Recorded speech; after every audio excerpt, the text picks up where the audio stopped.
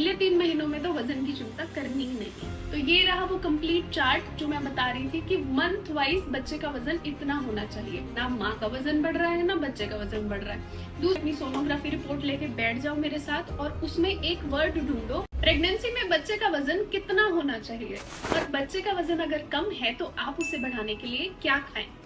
नमस्कार दोस्तों, मैं डॉक्टर प्रियंका देसवाल, आपकी फ्रेंडली ओबीगाइनी आज बहुत ही इंपॉर्टेंट वीडियो आपके लिए लेकर आई हूँ, जिसमें हम बात करेंगे कि महीने दर महीने प्रेगनेंसी में बच्चे का वजन कितना होना चाहिए। साथ ही हम ये भी डिस्कस करेंगे कि सोनोग्राफी देखकर आप कैसे पता लगा सकते हैं कि बच्चे का वजन उस समय कितना चल रहा है। अगर वजन थोड़ा कम है या फिर आप चाहते हैं कि आपके बेबी का वजन हेल्दी हो, हेल्दी वेट हो, तो ऐसे में आपको अपनी डाइट में और अपने लाइफस्टाइल में क्या चेंजेस करने चाहिए, ये सब चीजें हम विस्तार से डिस्कस करेंगे। वीडियो के एंड में मैं आपको एक सैंपल डाइट प्लान भी प्रोवाइड करने वाली हूँ जो पर्सनली मैंने मेरी प्रेगनेंसी में फॉलो किया था। तो एंड तक वीडियो देखना मत भूलना, सैंपल डाइट चार्ट आपके लिए वेट कर रहा है।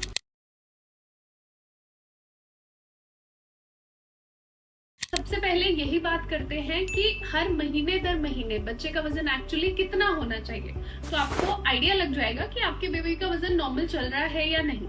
ठीक है, तो सबसे पहले हमें पता है प्रेगनेंसी की 3 तिमाही होती है, पहले 3 महीने, second trimester and third trimester. तो इन तीनों तिमाही के अकॉर्डिंग कुछ मेजर बच्चे के चेंजेस हम जान लेते। देखो, जो पहले 3 महीने हैं उसमें बच्चे का बेसिक बॉडी स्ट्रक्चर बनता है, यानी पूरा बेस बन जाता है कि बच्चा अभी ब्रेन, स्पाइनल कॉर्ड, उसका हार्ट, उसके सारे ऑर्गन्स का बेसिक स्ट्रक्चर बन जाता है। बाद में वो जाके डेवलप होते हैं, पर बच्चा अभी होता बहुत छोटा सा ही है, यानी तीसरे महीने के एंड तक बच्चा करीबन 7-8 सेंटीमीटर का होता है और वजन तो बहुत ही कम होता है। तो अराउंड पहला महीना जो हो गया उसमें बच्चा माइक्रोस्कोपिक साइज का होता है, करीबन 1 ग्राम का।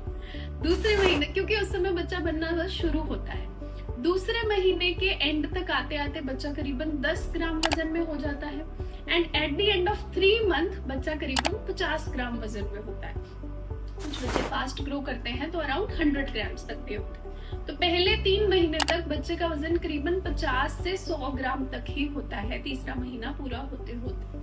तो इसलिए पहले 3 महीनों में तो वजन की चिंता करनी ही नहीं है। उसके बाद हम आ जाते हैं बीच के 3 महीने, यानी चौथा, 5वां और 6ठा महीना। इस समय में बच्चे के जो बॉडी स्ट्रक्चर बेसिक बने थे वो अब सारे फंक्शनल होने लग जाते हैं, जैसे कि बच्चे की किडनीज पेशाब बनाना शुरू कर देती है, बच्चा धीरे धीरे वो पेशाब पीने लग जाता है, उसके गल्पिंग रिफ्लेक्स जो होता है वो डेवलप हो जाता है, बच्चा अपने हाथ पैर मूव करने लग जाता है, थंब सक कर सकता है, मूवमेंट्स एक्टिव हो जाती हैं, बच्चे की हड्डियां जो हैं वो कैल्सीफाई होने लग जाती हैं। तो धीरे धीरे जो बच्चे का वजन है बीच की दूसरी तिमाही में बढ़ता है, जो करीबन 50 से 100 ग्राम का था 3 महीने के एंड तक, अब वो धीरे धीरे बढ़ के 6ठे महीने तक करीबन 1 किलो तक का हो जाता है। तो चौथे, 5वें, 6ठे महीने में करीबन 800 से 900 ग्राम बच्चा वेट गेन करता है। अराउंड 4th मंथ में बच्चे का वजन करीबन 200 ग्राम तक होता है।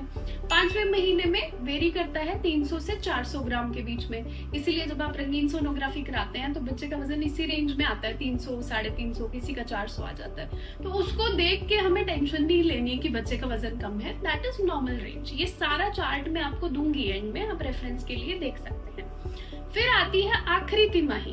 अब 7वें, 8वें और 9वें महीने में जो बच्चा अभी सिर्फ 1 किलो तक का था करीबन, अब मेजर वेट गेन होगा। वो जन्म के समय तक 2.5 किलो, 3 किलो, 4 किलो तक भी इनफैक्ट बच्चे जाते हैं। तो मेजर वेट गेन आखिरी के 3 महीनों में होता है, बच्चे का भी और माँ का भी। अब इसके लिए समझते हैं करीबन 7वें महीने में बच्चा 1 से 1.5 किलो के बीच में होता है, 8वें महीने में 1.5 से 2.5 किलो एवरेज जो जनरल रेंज है, and thereafter 9th month के बाद बच्चा करीबन 2.5 किलो से 3.5 किलो के बीच में रेंज करता है। तो ये रहा वो कंप्लीट चार्ट जो मैं बता रही थी कि मंथ वाइज बच्चे का वजन इतना होना चाहिए। ये एवरेज सेंटाइल्स के बेसिस पे है, इंडिविजुअल केसेस के अकॉर्डिंग कुछ बच्चे वेट में आगे भी चल सकते हैं, कुछ थोड़ा पीछे चल सकते हैं, but this is for general reference, so that आप टेंशन नहीं लें कि इतना ही है, इतना ज्यादा है। अब जब आपको पता चल गया वजन कितना होना चाहिए, दूसरी इंपॉर्टेंट बात पे आते हैं कि अब सोनोग्राफी से आप कैसे देख सकते हैं कि बेबी का वेट कितना है। सबसे पहले अपनी सोनोग्राफी रिपोर्ट लेके बैठ जाओ मेरे साथ और उसमें एक वर्ड ढूंढो, इफेक्टिव फीटल वेट, या फिर लिखा होगा EFWT। आप देखो रिपोर्ट में नीचे की साइड में जनरली टुवर्ड्स द एंड लिखा रहता है ये वर्ड इफेक्टिव फीटल वेट। तो ये आपके बेबी का वजन बताता है, जनरली ग्राम्स में दिया जाता है ये वजन, और इसको आप अपनी रेफरेंस रेंज से कंपेयर कर सकते हैं। जनरली इसमें वेट के आगे लिखा रहता है, फॉर एग्जाम्पल अगर बच्चा 1300 ग्राम का है तो 1300 ग्राम प्लस माइनस 200 ग्राम। तो इस तरह प्लस माइनस में वो चलता है, बिकॉज हम सिर्फ एस्टिमेट लगा सकते हैं, एग्जैक्ट वेट तो ऑब्वियसली आफ्टर बर्थ ही पता चलेगा। सो प्लस माइनस का थोड़ा वेरिएशन रहता है, बट यस एस्टिमेटेड वेट हम उस टाइम पे कैलकुलेट कर सकते हैं। रिपोर्ट पढ़ ली हो तो मुझे कमेंट्स में बता देना कि बेबी का वेट कितना दिया हुआ है। कोशिश करूंगी कि सबको बता पाऊं वेट नॉर्मल है या नहीं। अब आ जाते हैं आपके सबसे कॉमन सवाल पे भी, डॉक्टर खाएं क्या जिससे बच्चे का वजन बढ़े? ना माँ का वजन बढ़ रहा है ना बच्चे का वजन बढ़ रहा है। दूसरा, बहुत लोगों की शिकायत रहती है कि मैडम ये खाती ही नहीं है, वजन बढ़ेगा कैसे? तो कुछ सिंपल रूल्स हैं जो आपको फॉलो करने हैं। सबसे पहला इसमें है डेयरी प्रोडक्ट्स। डेयरी प्रोडक्ट्स यानी दूध और दूध से बने पदार्थ, क्योंकि ये कैल्शियम का, प्रोटीन का बहुत ही अच्छा सोर्स होते हैं और ये एक तरह से कंप्लीट मील माना जाता है। इसमें बहुत सारे एसेंशियल न्यूट्रिएंट्स होते हैं। तो आपको एक दिन में एटलीस्ट 1 या 2 डेयरी प्रोडक्ट जरूर लेने हैं। चाहे आप दूध लो, दही लो, छाछ लो, आप मलाई ले सकते हो जैसे फ्रूट क्रीम बना के, या फिर आप मक्खन ले लो, पनीर ले लो। ये कोई भी डेयरी प्रोडक्ट डेली 1 या 2 डेयरी प्रोडक्ट आपको अपनी डाइट में इंक्लूड जरूर करने हैं। उसके बाद दूसरी चीज आ जाती है गुड प्रोटीन सोर्सेस। प्रोटीन की रिक्वायरमेंट हमारी प्रेगनेंसी में बहुत ज्यादा बढ़ जाती है। अगर आप 50 किलो के हो, कम से कम 70 से 75 ग्राम प्रोटीन आपको एक दिन में चाहिए।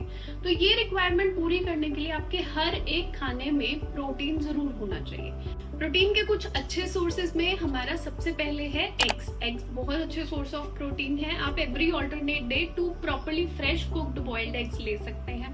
देन चिकन हो गया, फ्रेश वाटर फिश हो गया, ये आपको ध्यान रखना है। बट नॉनवेज खाते समय एक जरूरी बात जो ध्यान रखनी है कि आपको कोशिश करनी है प्रॉपरली बिल्कुल साफ हो, फ्रेश लाया हुआ हो और प्रॉपरली कुक्ड हो।